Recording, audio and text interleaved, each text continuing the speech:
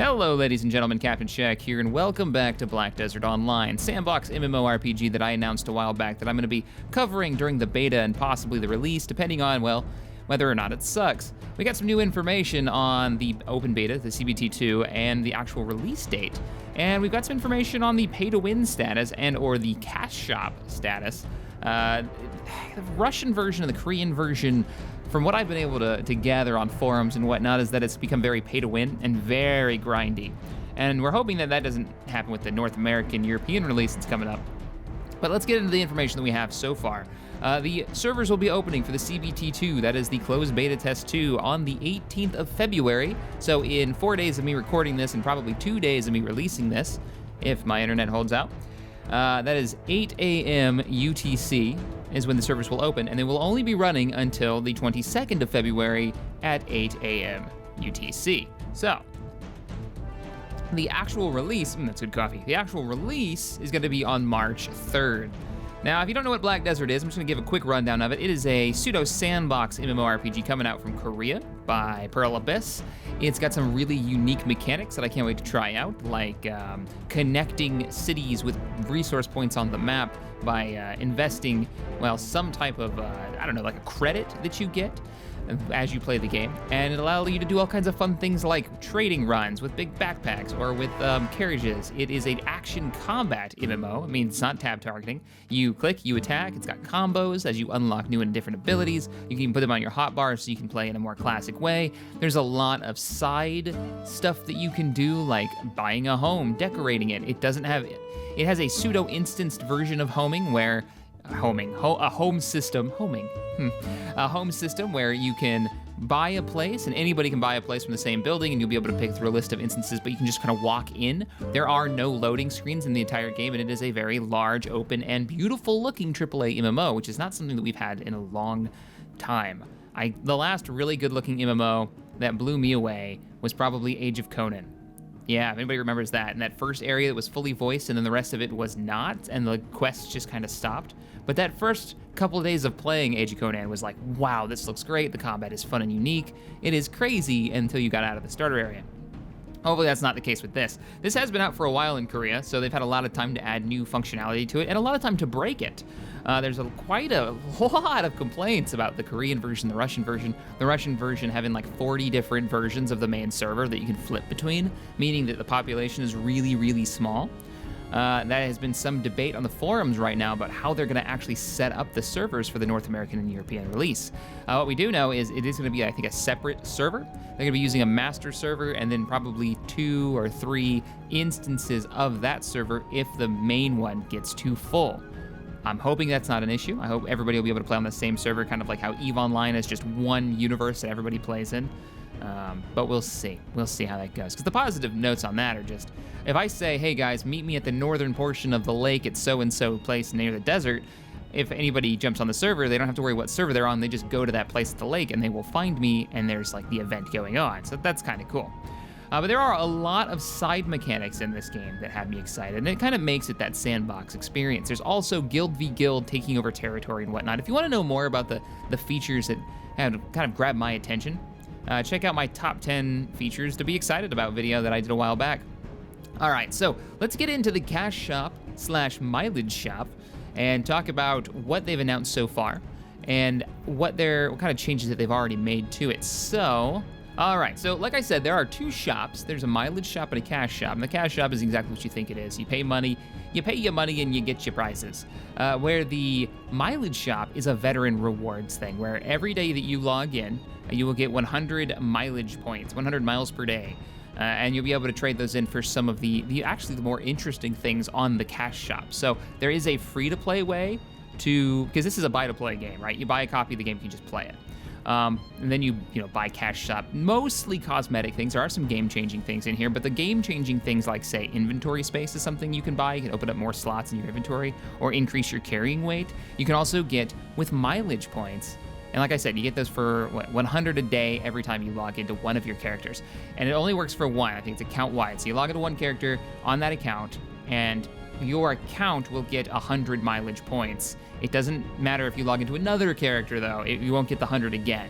So what do you get? Well, like I said, storage, inventory space, 1, 4, and 8 slots will open up. Also carry weight, 50, 100, 150. You can buy that with cash. You can also get that as a mileage thing. For the mileage points, you buy them in packs of 50 for the carry weight, and you can buy that carry weight up to 4 times. Meaning, if I'm looking at this right, it looks like you'll be able to increase your carry weight with more mileage points than you can with actual cash, if the limit is how they reads here on their website. And I'll put a link in the description to the forum post that actually lists everything in detail if you really want to get deep in this. But most of the stuff is cosmetic. There's like cosmetic stuff for your horse, there's cosmetic stuff for your character, weapon skins, clothing, costumes, that kind of jazz. There's a horse, little things like you can reset some of your skills, which you can also get with mileage points. You're gonna be able to get an XP booster for your horse, not for your character. And yes, there's like horse breeding is in this game. So leveling up a horse and getting him to get skills and then breeding him with another horse is something you could do. So is that pay to win?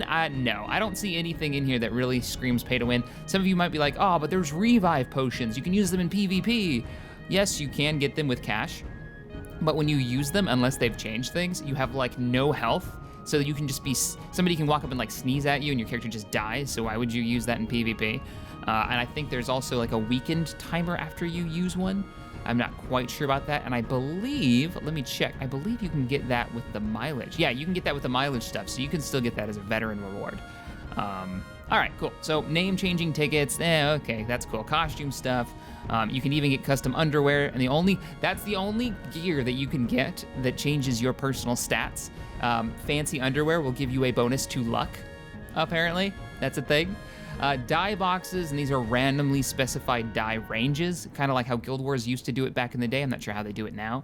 And then appearance change scrolls, where you'll be able to actually change the look of your character. If you've seen videos about Black Desert, and I've actually messed with the character creator, it looks really cool when you first see it, but after I've actually had a chance to play with it, the character models look amazing, but the character classes are locked to a specific sex. So the wizard, and then you have the, the wizard and I think the witch.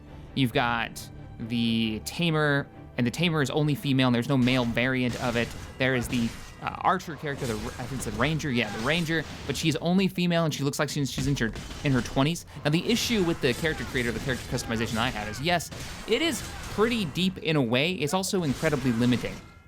Imagine this for a second. You have a guild and you're holding on to the castle and the big guild war scenario is happening. It happens every Saturday where you're fighting over the biggest town, right?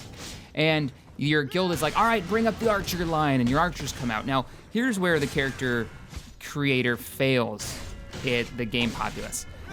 If I want to play a archer right now in the game when it comes out, and even on all the other versions of the game that are months ahead of the American release, I have to be a 20-something-year-old female character if I want to be an archer. I can't make my Aragon kind of character with maybe a classic Ranger Strider-like character. No, I have to be a 20-year-old female. You can change the slider bars and make that custom character look really cool, sure, and you can make it look really unique, but every archer will be a 20-year-old female, and that is really limiting. Every wizard will be an old man, and there won't be any variation. The old men will look different, sure. They'll have different beards and different skin colors and different facial shapes because you can change like the bone structure and stuff, but they will always be old men. And that is incredibly limiting right now. And we don't have the other options yet. So you kind of get locked into this, here is your base character model and you can change it. And coming from the classic sandbox games like Star Wars Galaxies, where I can make a character of multiple races. I can make him a fat guy, I can make him a skinny guy, a tiny dude, a huge guy. Yeah, people are touting that the character creation in this game is amazing. I say it's mediocre at best. Even if it looks as good as it does, you're taking away huge options for characters to make the characters they want. So here's my rant about character creation. I was gonna put some of the video of me actually doing it in here, but now their character creator refuses to launch on my desktop, so there's that. Hopefully the actual game is fine. It is like a cut down version of the game where all you get is the character creator, and I guess it's just bugging out. So one thing that you do get with cash that you cannot get so far in the game any other way is a pet. cats, dogs, birds, whatever. I think there's a fourth one in there. I just don't remember what it is. But yeah, cats, dogs, and birds. And the reason that this is important is because animals, pets, can loot for you. And looting in the game has been reported at being very, very slow and monotonous. And if you have animals, it makes the game much easier to just, like, you know, run through, and the animals will periodically on a timer loot for you and make it just a little bit easier. And the fact that you can't do... They talked about putting in a quest to be able to get, like, the base cat or something, or the base dog. But right now, there is no other way than buying it. So that's a little disappointing. But everything else, looking through this, seems like it's on the up and up. Most of it's vanity stuff. There's some few, like, housing decorations that you can get with cash that you can't get any other way. There's also some really cool veteran rewards, though, that I'm digging. Like, you can get boss scrolls that'll summon lesser and greater bosses, so you and your friends can fight them. Now that's cool. With a veteran reward, so you all save up your veteran rewards and spawn these big bosses and fight them. That could be really, really cool. There's a few buff ones you can get where it'll increase, like, your maximum health and whatnot, so... overall, am I worried about pay to win? Not really. What I'm really worried about, though, is just how limiting the character creator is going to be, you know? Like, that's the one thing with the gender locking, and then the fact that we're gonna see the same 20-year-old female archers running around and 90-year-old wizards running around, and there is no variety of, like, maybe a young wizard, maybe a older ranger who's seen some things, you know? He's been out in the field, and he's fought some battles, and he's been hunting boars and stuff, and just that kind of character creation, especially in a sandbox game like this that looks like it's ripe with RPers and PvPers and just a great, and maybe even PvEers, great community there that could be coming out of that, and then we're limited by this character creator. So hopefully either we get more character classes, or they open it up to all the character models can play all the races. That would be the optimum way of doing it. Because right now, if I want to play a male 30-year-old man, I have to be the warrior. There's no other options. There are 0 options on the American servers when they come out. There will be more options later when they add the other classes in, but still, I don't really want to be a ninja, so I have to be a warrior. Like, that's my choices. I'm curious what you guys think about the character creation. Is it going to limit your ability to roleplay a character, to get into the mindset of the character when you're playing, or do you not really care? You just want to get in there and play some MMO action combat? Like, what's your focus, and how will the character class sex limitations and character customization limitations kind of burn you on this one? Or will it even burn you? All right, guys, if you enjoyed this video, hit that thumbs up button, subscribe to the channel for more gaming goodness, and I will see you guys on the 18th when I'm playing this. Later.